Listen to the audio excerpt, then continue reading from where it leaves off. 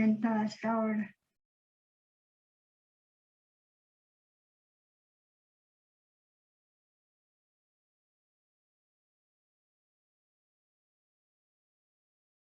El doctor Oscar Galindo está por ahí. Sí, estoy aquí. Ah, no lo veía. Lo que pasa es de que cuando traté de abrir mi micrófono se apagó la máquina, entonces no sé qué le pasó. La tuve, en automático se volvió a prender, pero ya estamos de este lado. Muy buenos días. Perfecto. Yo les voy a presentar al doctor. Es la conferencia magistral, diría yo. El doctor Oscar Galindo Vázquez es adscrito al Servicio de Psico-Oncología, coordinador de la Unidad de Investigación y Desarrollo de la Psico-Oncología, y forma parte del Instituto Nacional de Cancerología del INTAN. La ponencia que nos va a presentar es el estado actual de la atención psico-oncológica en México. Como ya vimos a lo largo de la mañana, lo importante que es hacer difusión de este trabajo especializado para pacientes oncológicos y sus familiares. Pues lo dejo. Creo que ya le di permiso de compartir. De compartir. Ok. Me está pareciendo que estoy inhabilitado todavía.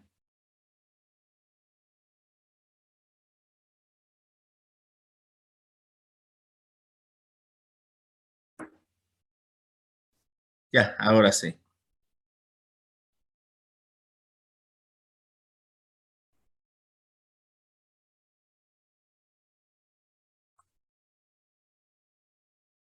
¿Ya pueden ver la presentación?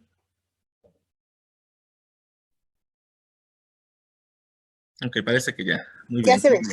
Perfecto, muy bien. Sí, ya Pues está. vamos a empezar hablando unos aspectos sobre la parte psico-oncológica, que es básicamente a lo que me dedico en el Instituto Nacional de Cancerología.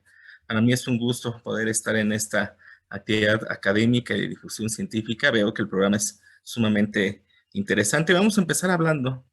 Bueno, antes de iniciar, declaro no tener conflicto de intereses para compartir la siguiente información. Y aspectos que son claves cuando nosotros trabajamos en el área de la salud mental en psico-oncología. Por un lado, ¿cuáles son aquellos factores de riesgo que incrementan la probabilidad de presentar malestar emocional en nuestros pacientes? Y principalmente, ¿cuáles son los periodos de vulnerabilidad? De esos últimos, yo los resumiría en 5 en general. Cuando nuestros pacientes son diagnosticados, cuando empiezan el tratamiento, cuando empiezan a presentar los síntomas del tratamiento como tal, cuando son enviados a cuidados paliativos y finalmente cuando pueden ir a un escenario de sobrevida, cuando se convierten en pacientes sobrevivientes.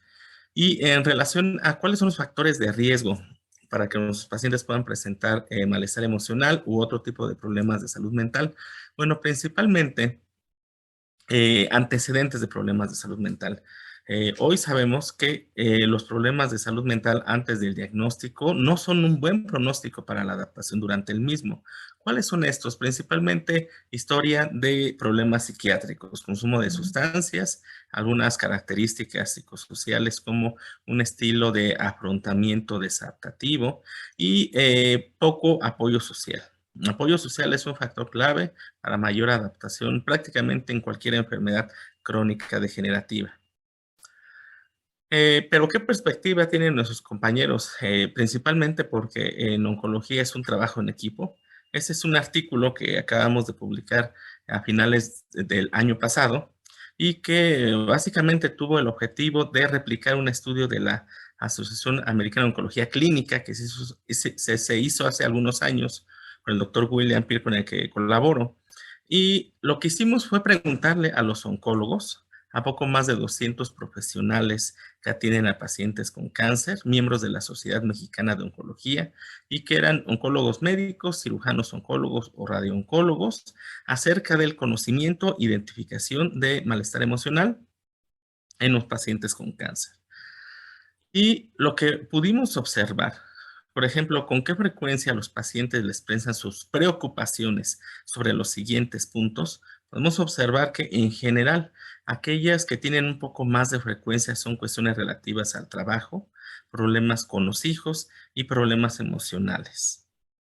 Otro aspecto que para nosotros es fundamental es cuáles de los siguientes aspectos pueden afectar el malestar emocional de sus pacientes. O sea, cuando los pacientes presentan malestar emocional, ¿cuáles de los siguientes aspectos? Mortalidad, adherencia al tratamiento, calidad de vida, capacidad para tomar activamente las decisiones de tratamiento pueden ser afectadas.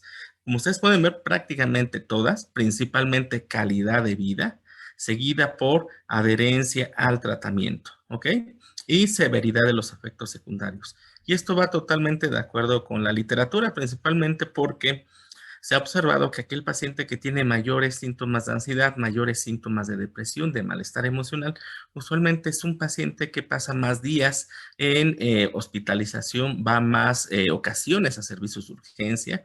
Es un paciente que usualmente se le puede dificultar la comunicación con el equipo de salud y con sus familiares. La calidad de vida, como ustedes saben, es un objetivo del tratamiento. Después de la sobrevida libre de enfermedad, de la sobrevida global, definitivamente la calidad de vida es un objetivo de todos, no solamente de los psicólogos, sino por supuesto de todo el equipo de salud. Ahorita vamos a hablar un poquito más de ello. Les preguntamos, ese es un aspecto fundamental. ¿Cómo evalúan el malestar emocional en sus pacientes? Y lo que pudimos observar es que la mayor parte de ellos preguntan directamente al paciente. Sin embargo, muy pocos de ellos utilizan algún procedimiento estandarizado o instrumento, principalmente porque tienen una sobrecarga de trabajo muy importante en los compañeros oncólogos. Eso hace la necesidad de tener mayores equipos de psicooncología y de salud mental en general en cáncer. Y ahorita vamos a ver que cuando les preguntamos si usted identifica malestar emocional en los pacientes, ¿qué es lo que hace? Entonces podemos observar que casi un 90% lo refiere a psico-oncología y psiquiatría. Entonces es un aspecto muy importante porque un dato adicional que logramos obtener es que por lo menos tienen acceso en el medio público y privado a algún equipo de salud mental. En algunos casos, en el mejor de los casos, a ambos, a psico-oncología, psiquiatría, en la mayoría solamente a uno de los dos, pero es importante saber que por lo menos tienen la referencia. Ajá, de tener contacto con el equipo de salud mental y creo que aquí ahorita el reto es poder plantear una mejora en la comunicación entre el equipo de oncología y el equipo de salud mental, porque podemos observar que la prevalencia es alta y lo que pueden también reportar nuestros oncólogos es que el paciente tenga malestar emocional va a repercutir en muchos aspectos. Lo repito, adherencia, calidad de vida y severidad o gravedad de los efectos secundarios. Hay que recordar que estos datos son a nivel nacional, llevados a cabo por un estudio en colaboración con la Sociedad Mexicana de Oncología. También se les preguntó definitivamente cuál es en su práctica cotidiana las barreras para cualquier tipo de evaluación de malestar emocional. Y definitivamente, como lo comentábamos, la principal barrera es la falta de tiempo. Eso implica que tenemos que tener una colaboración más estrecha porque mucho de este tamizaje se tiene que llevar a cabo por profesionales de la salud mental. Dependiendo el tipo de institución oncológica, es el personaje que hace esta evaluación. Por ejemplo, tengo colegas que están en Dana-Farber, en Massachusetts Hospital, en Memorial Sloan Kettering, en Moore Cancer Center en San Diego, y entonces lo que podemos observar de ellos es que la evaluación del distrés o el malestar emocional, también de síntomas de ansiedad y depresión, en algunos casos son llevados a cabo por enfermeras, por trabajadores sociales que son entrenados en salud mental, en la mayor parte por el Servicio de Salud Mental, por supuesto, psico-oncología. Entonces, esto lo entendemos, hay una falta de tiempo por parte de los oncólogos médicos y aquí el objetivo es desarrollar procedimientos de triage, que sean válidos, que sean confiables. Eso es muy relevante porque todavía en oncología en general es una frecuencia bastante, diría yo, alta.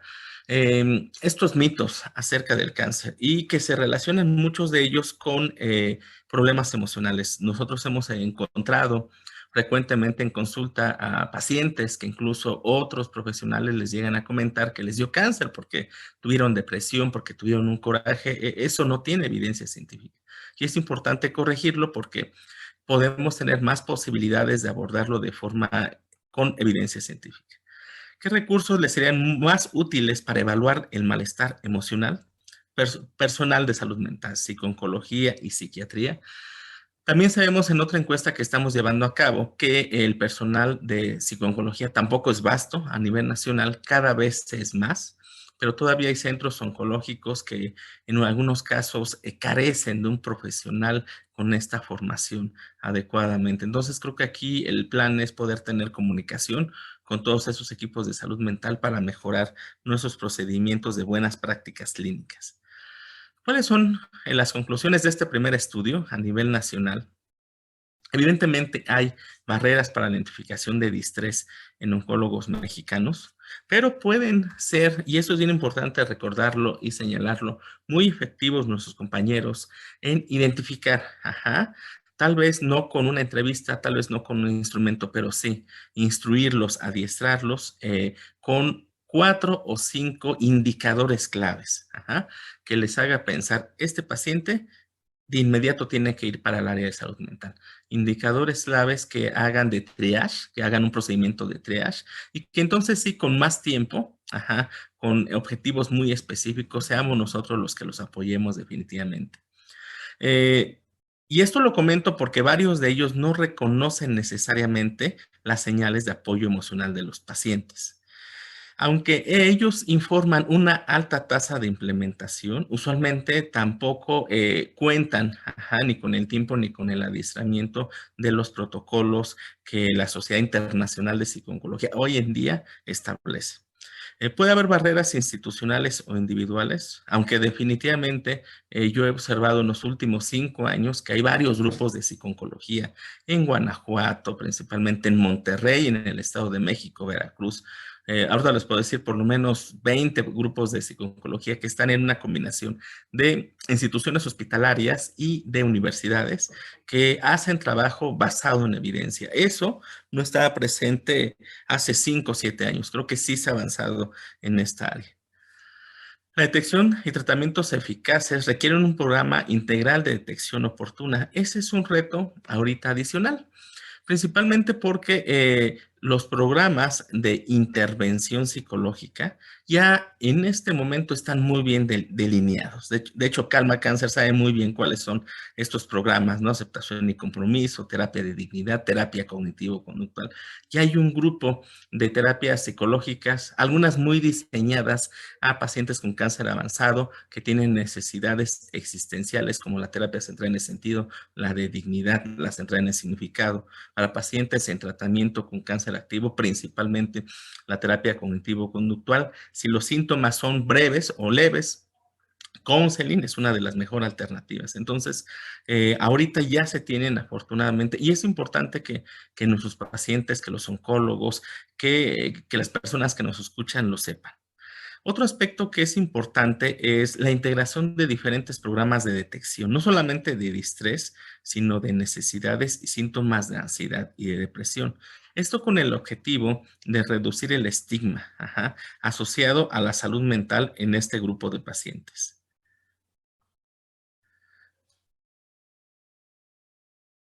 Muy bien. En relación a los pacientes como tal, que para nosotros son fundamentales, ¿qué sucede en pacientes mexicanos? Hay varios estudios. Este estudio es del 2019 y se va a actualizar principalmente porque esto fue un poquito antes que empezara la pandemia y queremos observar qué ha sucedido después de la pandemia. Ahorita vamos a ver unos datos sobre pacientes con cáncer durante la pandemia.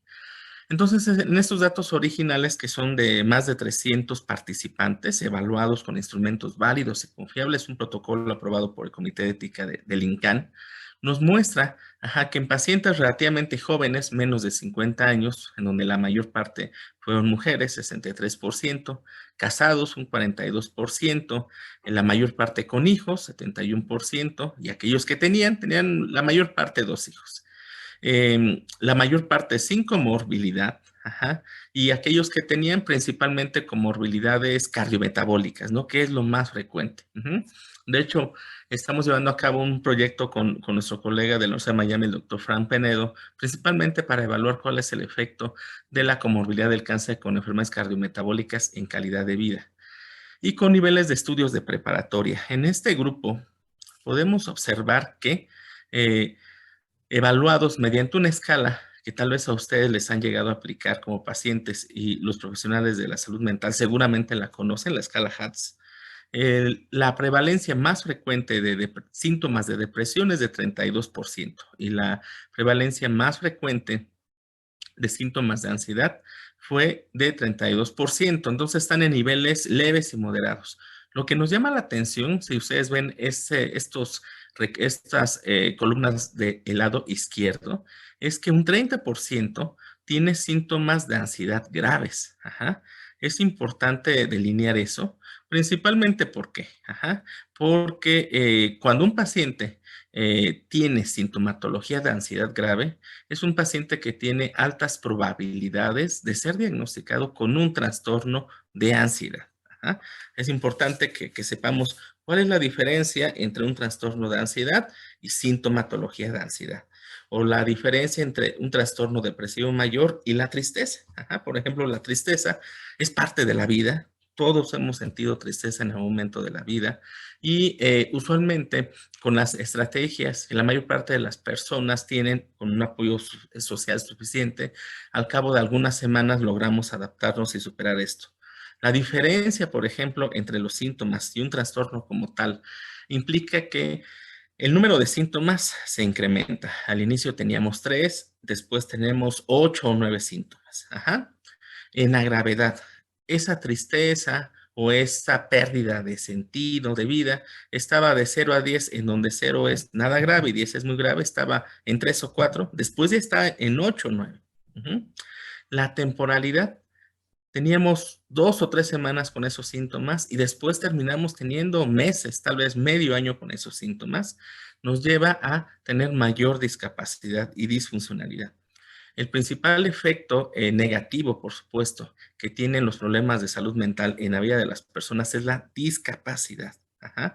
Un aspecto fundamental. Y cuando hablamos de discapacidad, es que cuando tenemos depresión o ansiedad, tenemos muchos problemas para rendir bien en el trabajo o para ir al trabajo, problemas con la familia. Usualmente empezamos a dejar de hacer actividades que nos generan bienestar emocional. Y entonces, si esto dura mucho tiempo, entonces puede haber pérdidas muy importantes para la vida de las personas.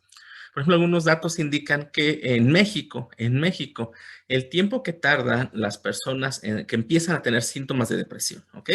El tiempo que tardan de que presentan síntomas de depresión hasta que finalmente llegan con un profesional de salud mental son 14 años. 14 años es muchísimo tiempo, es una vida. ¿Por qué? Porque 14 años después, las personas no solamente van a llegar con depresión, seguramente van a llegar con comorbilidad. Los problemas de salud mental, ustedes lo saben, son altamente comórbidos. Ajá. Comorbilidad, ustedes saben que es que en una sola persona, en el mismo momento, haya 2 o más problemas de salud. Entonces, principalmente ansiedad y depresión son altamente comórbidos. Esto nos preocupa. Ajá. Se está haciendo un estudio precisamente en donde se les pregunta dentro de una institución oncológica cuánto tiempo tardan entre que empiezan a presentar los síntomas de depresión o ansiedad o malestar emocional hasta que llegan con el servicio de salud mental. Y por supuesto se hacen preguntas que es importante que ustedes sepan, que indica la OMS, que dicen a lo largo de su vida, por ejemplo, si yo tengo 41, ¿no?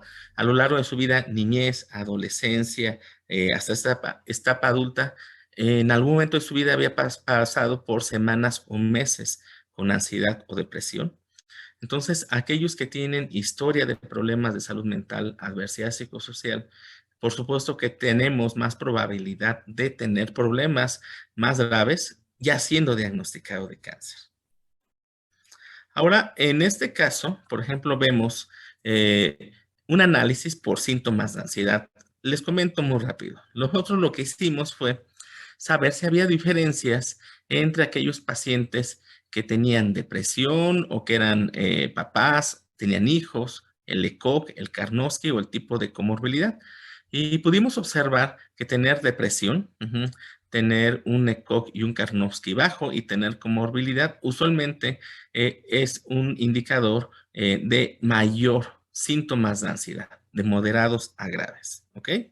Hicimos el mismo análisis para depresión, edad, sexo, escolaridad, como ustedes pueden ver en esa diapositiva. Y podemos identificar que evidentemente un Karnofsky bajo, o sea, una mayor dificultad de funcionalidad, menor percepción de apoyo social, tener síntomas de ansiedad y horas que permanecen en el hospital, usualmente son pacientes que tienen depresión, niveles de depresión moderadas a graves. Este concepto, que seguramente ustedes lo han revisado muchas veces, que es el concepto de calidad de vida para nosotros, es clave. Ajá. Principalmente porque la calidad de vida es al final una evaluación subjetiva que tiene la persona. Ajá. ¿Quién es la mejor persona, la persona más válida, más confiable para evaluar mi calidad de vida? La persona más válida y confiable es uno mismo, ¿ok? Por supuesto, la calidad de vida puede verse interpretada de diferentes maneras dependiendo del profesional de la salud o dependiendo de la profesión. Si ustedes le preguntan a un urbanista sobre la calidad de vida, les va a decir que la calidad de vida es tener luz, ajá, agua, calles pavimentadas, seguridad en una colonia. Evidentemente son indicadores de calidad de vida. Pero cuando hablamos de calidad de vida en salud, es muy importante ver estos elementos, ajá, de Dyers que son muy interesantes porque lo que nos comenta es que la calidad de vida usualmente está en un contexto de sistemas de valores individuales, colectivos y culturales, ¿ok?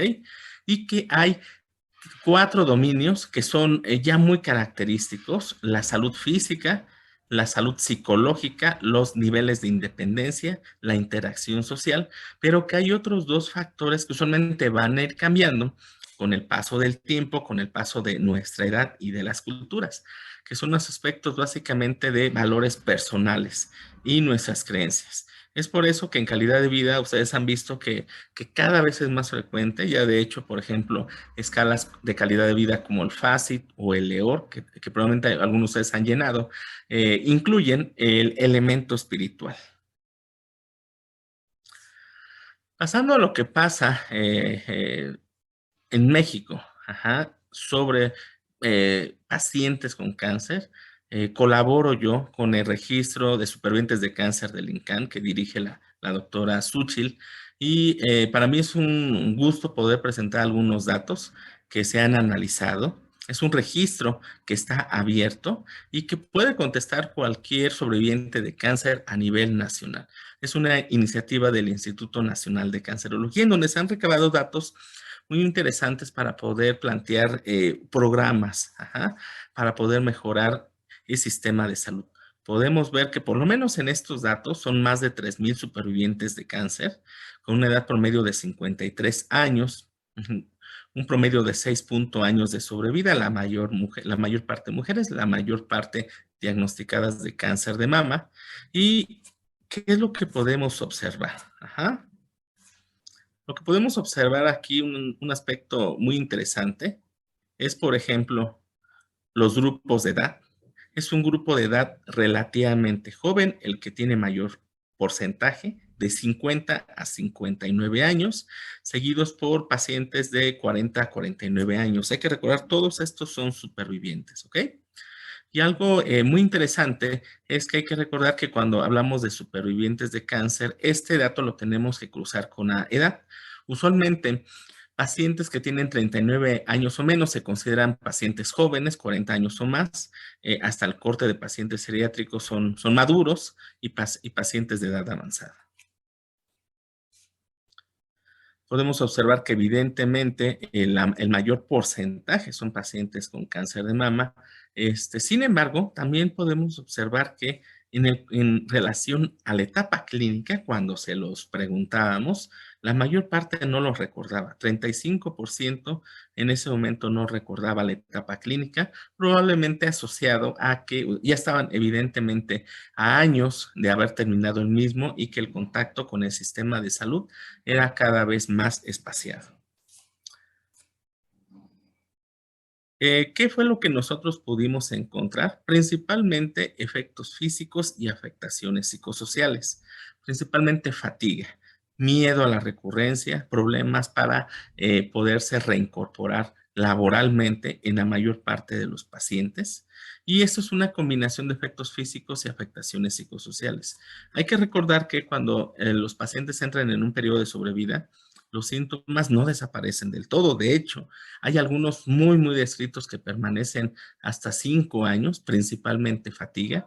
Recordando que la fatiga, a diferencia de lo que se pensaba hace 10 años, que la fatiga era una fatiga física nada más, no es así. En realidad, la fatiga tiene varios factores o varios elementos. Es una fatiga física, por supuesto, pero también hay una fatiga mental. Ajá.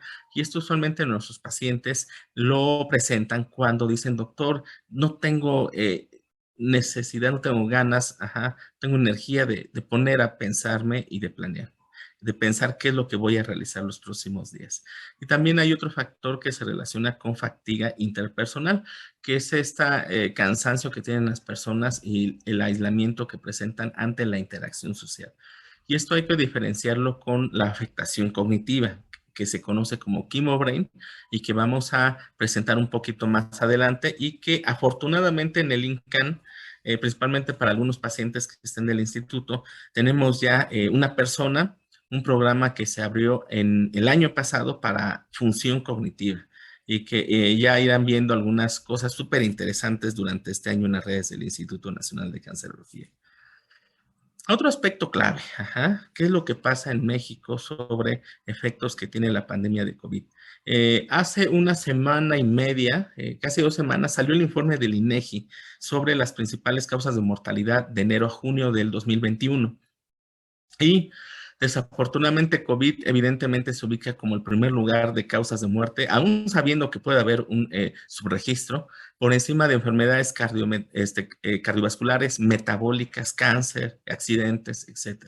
Entonces, desafortunadamente sigue siendo la primera causa de muerte. Falta ver el segundo semestre del año pasado, seguramente va a salir en algunos meses más.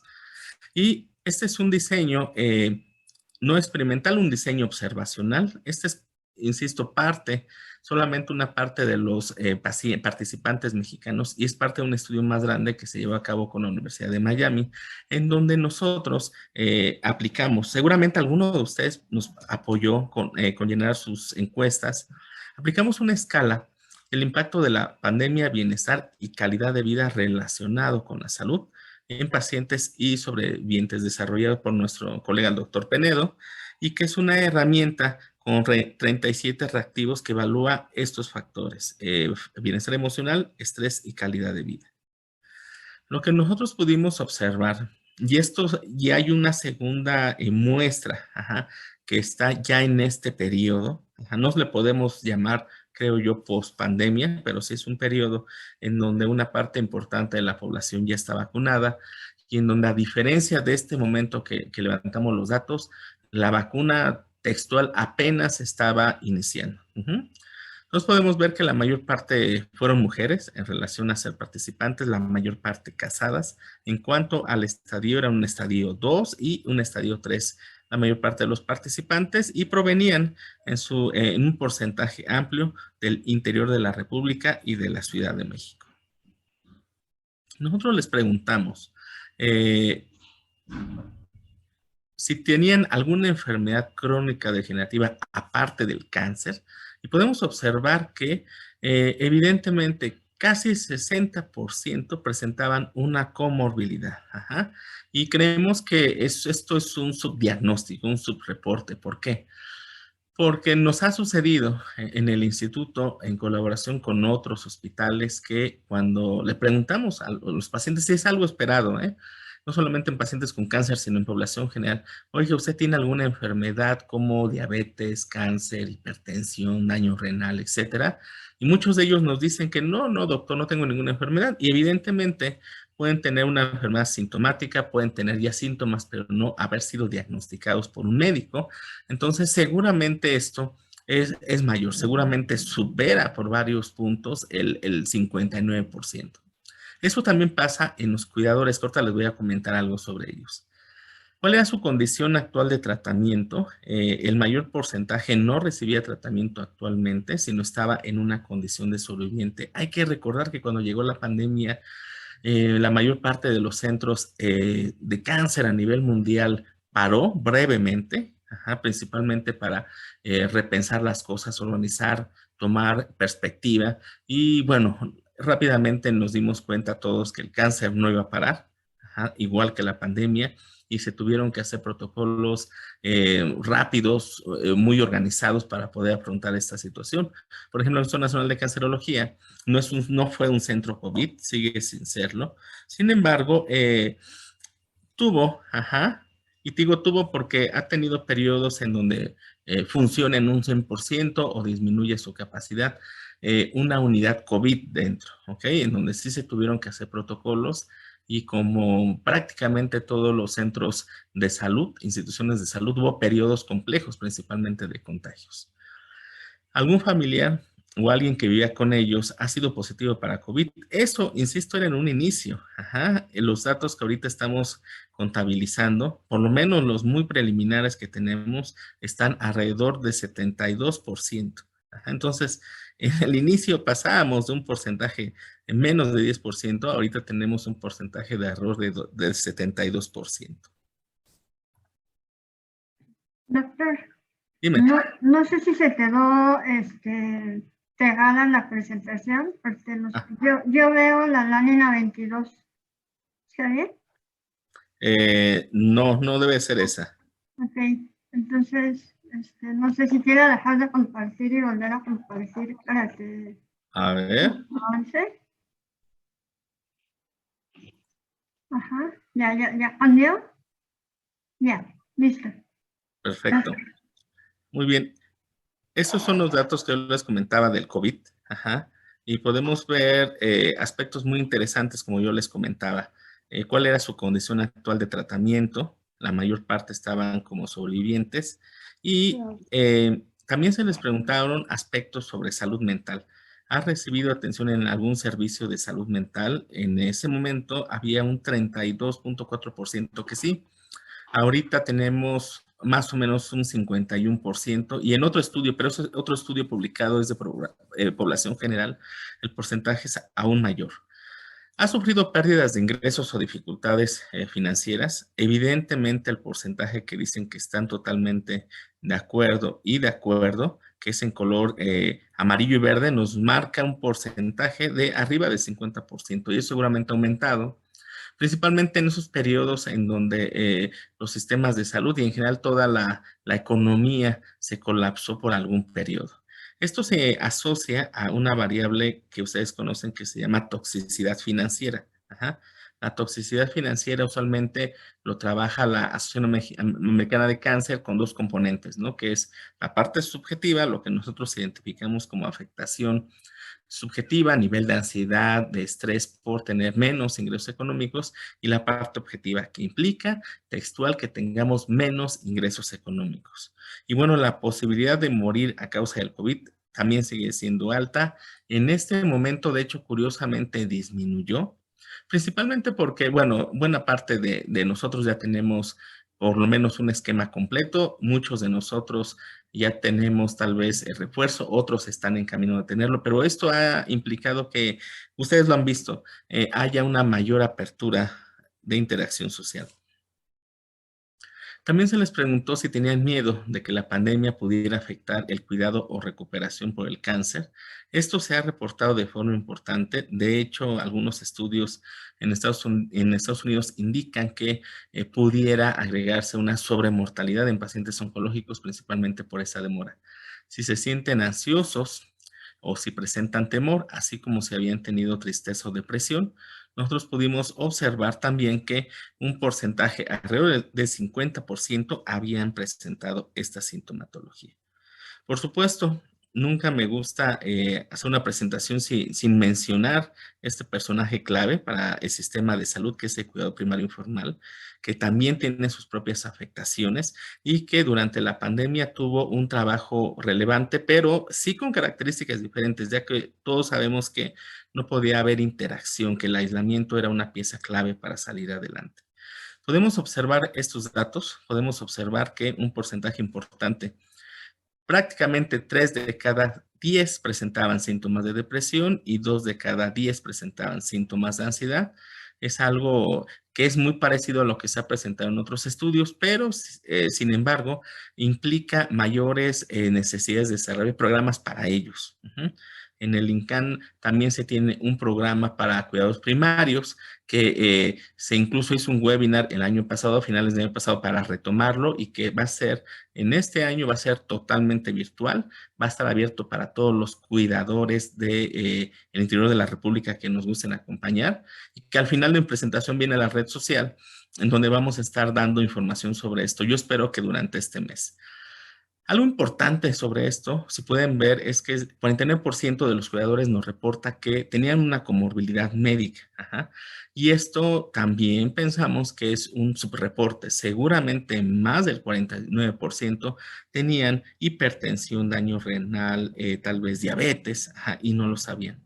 Y algo que es muy relevante es que ellos reportan que al día dedican 12 horas al día para cuidar a su paciente, o sea, prácticamente viven para cuidar a su paciente.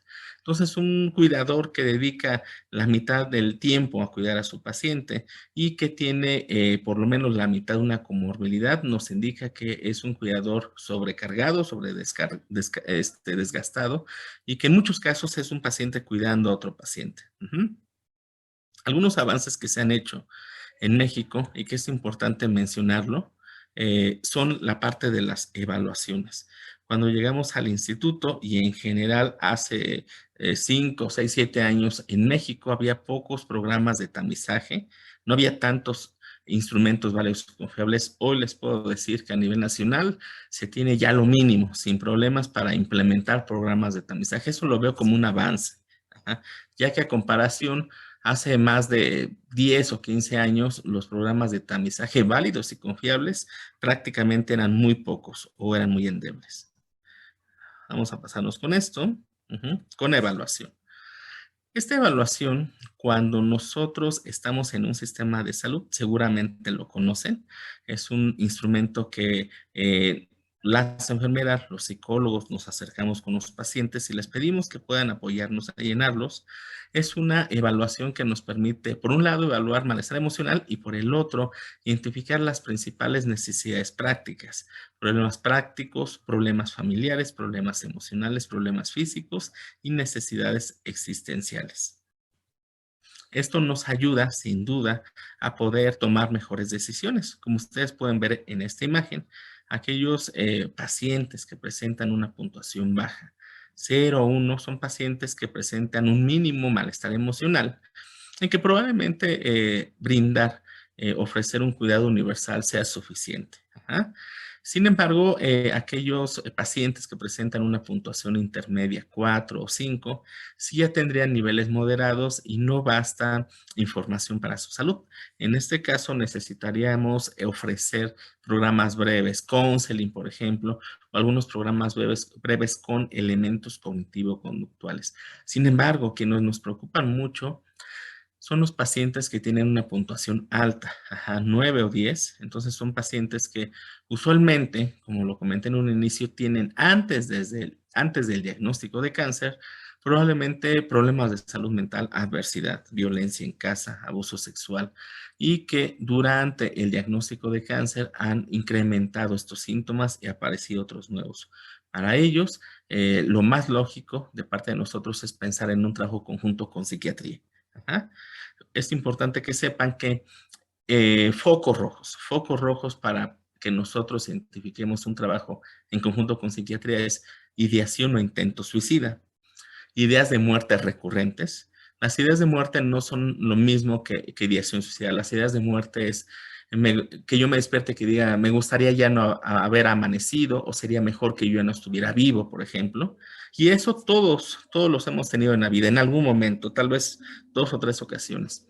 Pero cuando estos se vuelven muy frecuentes, muy recurrentes, entonces sí tenemos que pensar en que tuvieran una evaluación con psiquiatría.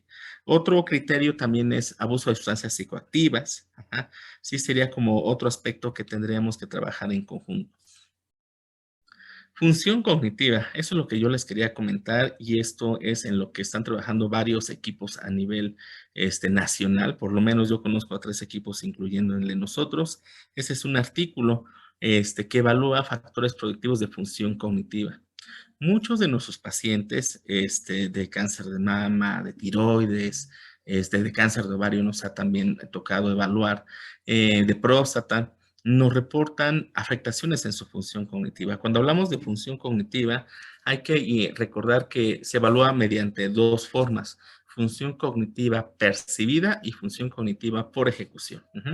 Percibida es como esto, es que les preguntamos a ustedes, ¿ha tenido dificultad para formar sus pensamientos? ¿Ha pensado con lentitud? ¿Ha tenido dificultad para concentrarse? ¿Ha tenido dificultad para encontrar un lugar con el que está familiarizado? ¿Ha tenido dificultad para recordar dónde puso sus cosas, como sus llaves o su billetera? Entonces, esto es algo que reportan mucho los pacientes, principalmente aquellos que tienen lesiones del sistema nervioso central, pero principalmente aquellos que reciben quimioterapia. Y por supuesto también un grupo que son el grupo de pacientes con cáncer de tiroides. Eso es muy relevante porque es algo que hasta este momento mucho del equipo de salud le decía, pues sí, es algo esperado, pero bueno, esperamos que se mejore con el tiempo. Actualmente ya se tiene un programa de tamizaje y de intervención. De hecho, va a haber algunas actividades dirigidas para pacientes, pláticas en el instituto por alguien de neuropsicología. Yo espero en la red social poderles informar las fechas exactas. Por si alguien quiere estar, son bienvenidos. Finalmente, algo que se ha implementado a nivel nacional, y bueno, pues ustedes lo saben, y esto que estamos viendo en estos minutos es parte de un ejemplo muy claro, son las actividades virtuales. Entonces, como actividades virtuales, pues en general muchos de nosotros nos hemos incorporado a redes a nivel nacional, entre ellos FIPOL, que algunos de ustedes conocen. Y que por medio de plataformas se pueden tener disponibles instrumentos válidos en español para población que tratamos. Otro de los avances, y que esto ya se está pensando en una actualización, es guías de práctica clínica. Las guías de práctica clínica es un indicador de varios, pero es un buen indicador de buenas prácticas clínicas. Y actualmente ya se tiene desde hace varios años una guía psico-oncológica para personas adultas con cáncer. Falta evidentemente el esfuerzo para pacientes pediátricos, falta actualizar esto. O sea, hay muchas cosas que hacer, pero esto es un buen indicador que a nivel nacional la psico-oncología ha avanzado. Otro aspecto que tiene que ver con los avances, y toda esta información se las puedo compartir sin mayor problema, es el estudio de variables al final de la vida o en cáncer avanzado, entre ellos la dignidad. Este es un artículo de mi colega y amigo, el doctor Oscar Rodríguez Mayoral, en donde es un esfuerzo por validar la escala. También hay otro estudio, hay otro artículo publicado por una de mis alumnas que hace una revisión sobre los efectos de la terapia de dignidad, y otro artículo que está en proceso de revisión que se refiere a el efecto de la intervención. Son varios artículos que se han desarrollado y varias actividades, muchas de ellas desarrolladas para pacientes, para familiares, para cuidados primarios, como el que vemos, el del cuidado primario informal, que fue a finales del año pasado y que definitivamente este año es uno de nuestros objetivos claves. Y finalmente, quiero terminar con el enfoque que se le está dando en el instituto y en varias líneas de investigación sobre alfabetización. Algo que nos hemos dado cuenta y que la ASCO, por ejemplo, o ESMO reportan, o AIPOS reporta, es que el nivel de alfabetización en general, de la población en general, es muy importante para saber cómo se va a adaptar y qué decisiones va a tomar si se enfrenta a una enfermedad como estas. Hay que recordar que la alfabetización usualmente es que las personas tengan acceso a información, que sepan discriminarla positivamente y principalmente que esa discriminación positiva y ese acceso implique un impacto en su modificación de estilos de vida, aunque sea una modificación moderada. La alfabetización es un aspecto clave. Esta encuesta la estamos llevando en el instituto desde el año pasado. Ahí viene el link, les puedo pasar el link también para que lo puedan compartir. Y si alguien gusta colaborar en algunas de esas iniciativas, siempre serán bienvenidos. Por supuesto, agradezco a varios de mis colegas, muchos, yo diría que prácticamente todos los datos que presento son parte de un equipo de colaboración a nivel nacional, a nivel internacional y por supuesto al equipo del Instituto Nacional de Cancerología. Entonces, estos son los datos de contacto, algunas redes sociales en donde se podrán ir dando información sobre sus programas de cuidadores, de función cognitiva, etcétera. Y por supuesto, agradecer este gran esfuerzo que se hizo el día de hoy como parte de las actividades por parte de Calma Cáncer dentro del contexto del Día Mundial contra el Cáncer, que fue el 4 de febrero. Muchísimas gracias. Muchas gracias, doctor. Le agradezco su plática. Ha sido súper vasta. Hizo como un recorrido muy extenso y muy eficiente de todo lo que han hecho ustedes. Felicitarlos a usted y todo su equipo y todas las redes a las que usted pertenece. No sé si alguien tiene una pregunta o le gustaría hacer como un súper resumen de los puntos importantes que tocó el doctor. Me voy a dar la tarea de sacar el link de, por ejemplo, la encuesta de pacientes y de supervivientes, la última, y poner todo en un solo post y subirlo para que todos los que no se han registrado en el registro de pacientes lo hagan y pues entre todos ayudemos al trabajo tan importante que está haciendo el doctor. Lo están presentando. Ajá. De hecho, les estoy poniendo el link en el chat. Ese es el link de la encuesta de alfabetización. Ajá. Ajá. Entonces, por si alguno de ustedes gusta revisarla, compartirla, no hay mayor dificultad. De hecho, hay como 4 encuestas. Es esta de alfabetización, hay otra de cáncer colorectal, hay otra que se refiere solamente a preguntarle al equipo de salud. Entonces, sí, son varios estudios que se están realizando, principalmente para tener evidencia y poder sugerir algunos programas, algunos cambios, algunas iniciativas como la que se está llevando esta mañana. Claro. Ok, entonces ya subió un link y en unos momentos yo podría subir los otros. Y haciendo un resumen que no va a ser muy justo, pero nada más para que las pacientes se vayan con ideas esenciales. Cuando Genaldo Estrenal, por favor, me corrige, doctor. ¿Cómo el bienestar psicológico impacta en la adherencia terapéutica, la calidad de vida de los pacientes y la severidad de síntomas, ¿no? De hecho, Jimena, quisiera agregar un aspecto. Cuando hablamos de adherencia, usualmente se pensaba que la adherencia era que el paciente hiciera lo que el equipo de salud le indicaba que hiciera. Ajá, era como muy sencillo. Pero hoy sabemos que no es así. Ajá. 2 cosas. En primer lugar, la adherencia es multidimensional. No es solamente tomarse un medicamento o es asistir al médico. La adherencia es modificar estilos de vida y eso es muy complejo. En realidad, para nosotros, el modificar los estilos de vida es un reto porque son comportamientos estables a lo largo del tiempo que llevamos desde hace 10 o 20 años. Entonces, modificarlos es más complejo. Y la otra que es importante es que la adherencia implica por lo menos 2 componentes. Uno es información para la salud y que el equipo de salud le haya explicado y resuelto dudas al paciente y a sus familiares. Y ahora sí, que el paciente haga lo que el equipo de salud le indica. Ajá. Porque si no se le explica, se le toma su punto de vista, se le incluye como parte de los tomadores de decisiones, no se ejerce una decisión informada. Si solamente hacemos lo que el médico dice y no preguntamos, no nos informan, etcétera, eso no se llama adherencia. Eso se llama cumplimiento terapéutico. Ajá. Entonces, una cosa es cumplimiento, otra cosa es adherencia. Adherencia ya nos dimos cuenta que es más complejo porque implica dedicar más tiempo, resolver dudas, preguntas, estar siempre al tanto, porque es lo que yo le digo a sus pacientes, cualquier duda o pregunta es bienvenida, es parte del trabajo que tenemos que realizar.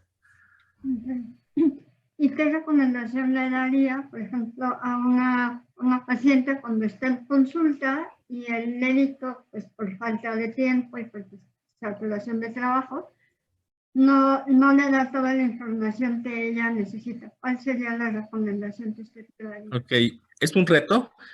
Yo haría varias recomendaciones. Una como pacientes y como familiares es hacer un registro o una bitácora. Ajá, seguramente muchos de ustedes lo han hecho. En una libreta anotar tres cosas. El nombre y la especialidad de la persona que nos atendió. Y principalmente porque en muchos hospitales, escuelas, hay varias rotantes. Entonces llegamos y un día nos atiende una persona, otro día nos atiende otra. Ajá. La segunda es hacer un resumen breve, tal vez 3 o 4 líneas de lo que nos informaron.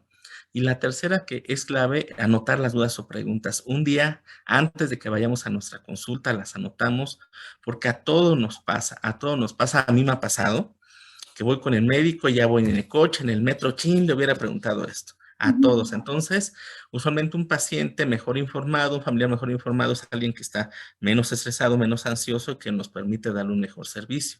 Ahora, en el caso del equipo de salud son muchos. Está el paramédico, la enfermera, el psicólogo, nutriólogo, el oncólogo, el residente, son como 10 o 12. Entonces, lo que sugiero es preparar las preguntas de acuerdo a la especialidad. Muchas de las preguntas, tal vez de manejo de síntomas o de orientación dentro del sistema de salud, las puede resolver la enfermera, ajá, o el trabajador social.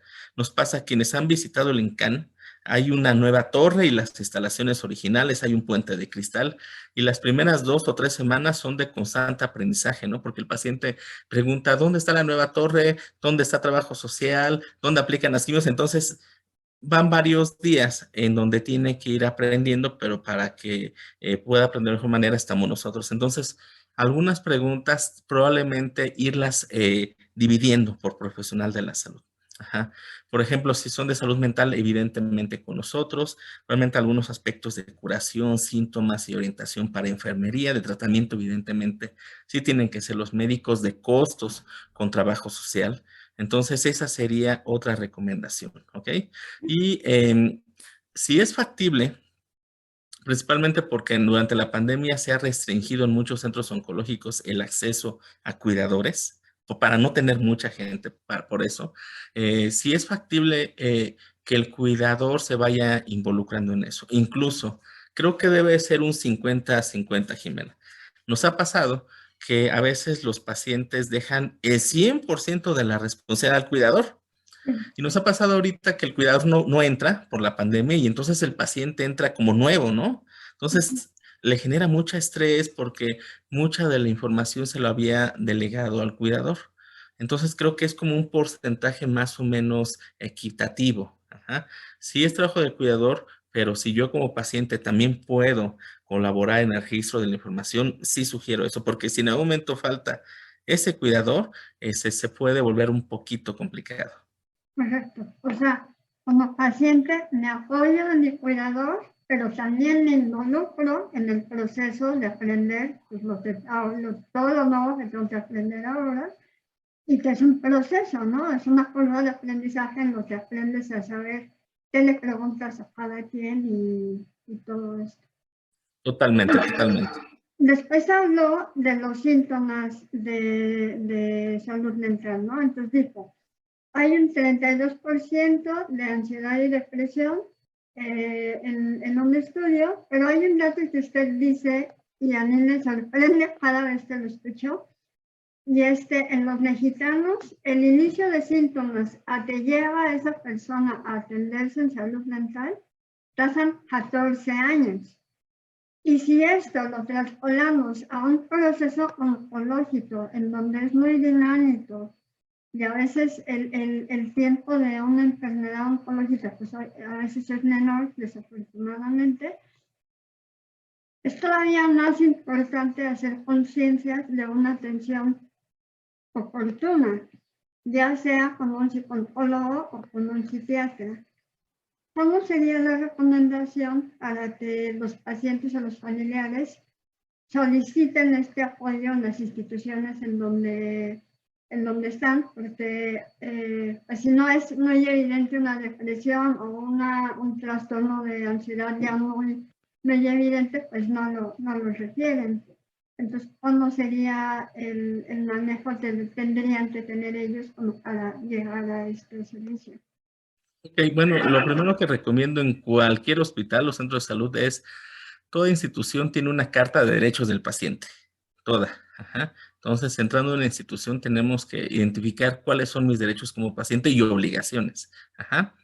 Punto número dos, usualmente se ha trabajado desde hace por lo menos 10 años en considerar la salud mental como parte integral del tratamiento, no como algo opcional.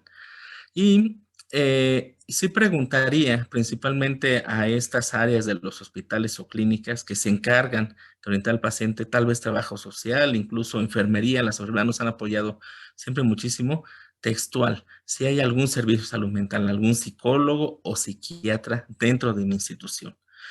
Probablemente no se llame psiconcología, en muchos lugares se llama psicología o psicología hospitalaria, en algunos hospitales hay psiquiatría de enlace, ajá. Va a variar incluso la conformación de estos, si está disponible. O sea, para empezar, si existe. Ajá. Y si existe, textual es cómo acceder a ellos. Oiga, si yo en esto le apoyo, ¿quién me puede enviar usted? ¿Puedo ir directamente o me tiene que enviar el médico? Hace una década era prácticamente siempre el médico el que lo enviaba. Hoy en día, por lo menos en el instituto, en la mayor parte de los centros oncológicos estatales, es prácticamente cualquier miembro del equipo de salud, y en el INCAN el paciente puede ir directamente, ajá, a solicitar una cita. Entonces, eso es importante recordarlo. Y un aspecto que también no quiero dejar pasar es, ¿quién va a psicooncólogo? Ajá. Al psicooncólogo siempre pensamos que va el que tiene ansiedad o tiene depresión. Ujú. Y no es así. Los psicooncólogos también trabajamos algunos aspectos que se relacionan con la comunicación. Tal vez no tengo mucha ansiedad, no tengo mucha depresión, pero tengo problemas para comunicarme con mi familia. Entonces, ese puede ser un factor que puede entorpecer la adherencia al tratamiento. Entonces, si hay problemas de comunicación, si hay afectaciones en adherencia al tratamiento, pueden ser otros factores por los cuales sí requieren ir con el psicooncólogo. Ujú. Y hablando de esto, ¿cuál sería la diferencia entre atenderme yo como paciente con un psicólogo Ujú. o con un psicólogo, mi psicólogo de antes de la enfermedad? Ok, fíjate que puede haber una diferencia principalmente en el abordaje y en los procedimientos, ¿ok? Aunque mi impresión es que la mayor parte de los psicólogos hospitalarios tienen por lo menos un mínimo estándar de los recursos de evaluación y de abordaje terapéutico para pacientes con enfermedades crónicas. Eso es bien importante recordarlo. Un aspecto es la población en general, y otra cosa muy diferente son pacientes con enfermedades médicas o crónicas. Esta población puede tener características particulares y objetivos, como adherencia al tratamiento, como calidad de vida, como comunicación médico-paciente. Entonces, yo lo que preguntaría en primera es si tenemos disponible en nuestra institución de salud un equipo de salud mental. Ujú. Contactarlo. Si por alguna razón tal vez hay mucho tiempo de demora en las citas, ajá, ¿qué es lo que puede suceder? Algunas de las fundaciones con las que trabajamos tal vez pudieran apoyarnos, ajá, con canalizarnos o por lo menos incorporarnos a algunos programas de apoyo virtuales que se han estado llevando a cabo en el último año. Okay. Sí. Sí. Y sí, también nosotros pues podemos ayudar y también podemos analizar según las Totalmente. necesidades de la familia. Ahora, no quería dejar pasar, tienen preguntas, pero usted dijo algo muy importante, a mí me parece también muy importante. En este tipo de enfermedad es muy común normalizar la ideación de muerte, la ideación suicida, ¿no? O sea, como entramos con este mito de "Ay, tengo cáncer y me voy a morir", hay un proceso, pero llega un momento en donde los pensamientos de muerte nos pueden parecer normales. Pero ¿qué tanto es esto? Dijo, eso no es una llamada de emergencia de que tienes que tener una valoración psiquiátrica. No sé si aquí podrías hablar un poquito de cómo es ese trayecto de ese tipo de pensamientos y pues que no es lo sano ni lo conveniente estar viviendo así. Ok, qué buena pregunta. A eso se le llama comportamiento suicida. El comportamiento suicida tiene varios componentes. Ajá. Usualmente el componente más básico es este de ideas de muerte, ¿no? En donde decimos, por alguna situación sería mejor no despertar, mi familia estuviera mejor sin mí, ojalá ya no fuera una carga para mi familia. Entonces, eso es algo relativamente frecuente, ajá, a lo largo de la vida de nosotros. Después viene algo que se llama ideación. Ajá, y planeación, ¿ok?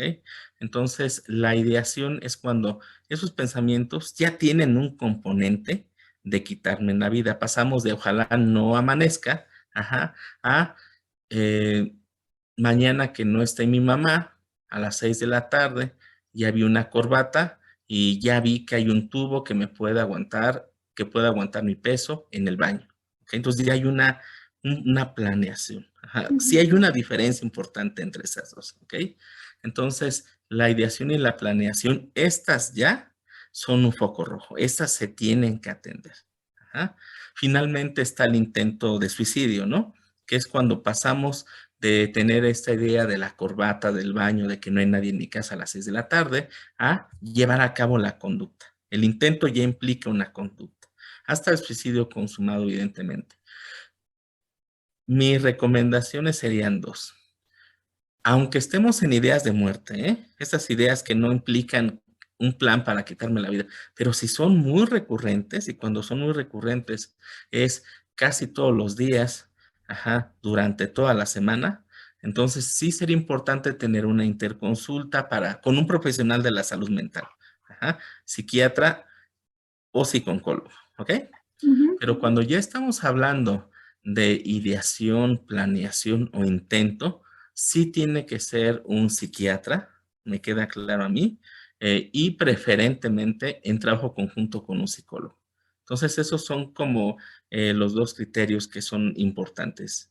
En el primer caso, la frecuencia. Si son muy frecuentes las ideas de muerte, sí es muy buena idea, ajá, ir a solicitar un apoyo de salud mental. Pero si hay ideación o intento, no hay que pensarlo, eso es clave. Y eso tiene que ser en un tiempo muy breve, tal vez en menos de una semana estar contactando con un profesional de la salud mental.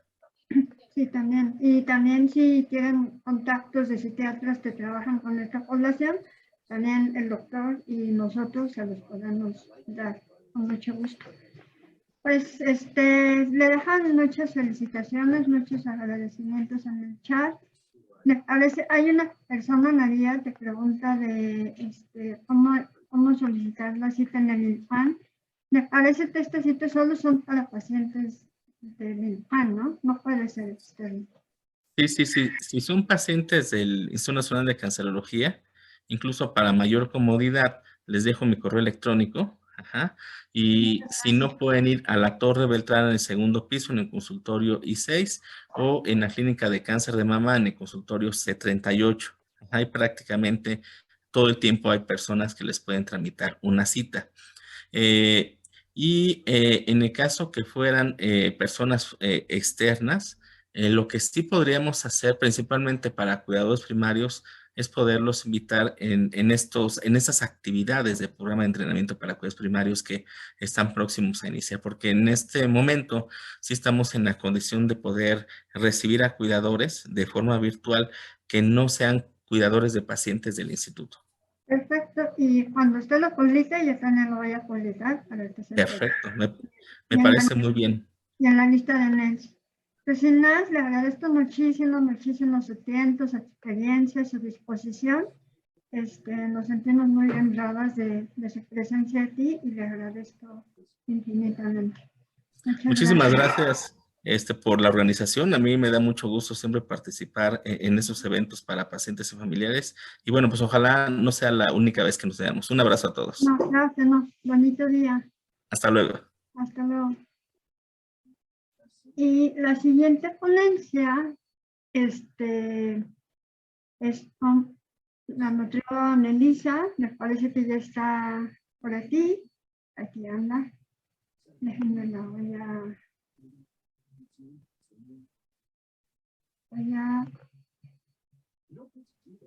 ver, déjenme, le voy a ir dando también permiso a you or any kind of father, just to what was it, anyone?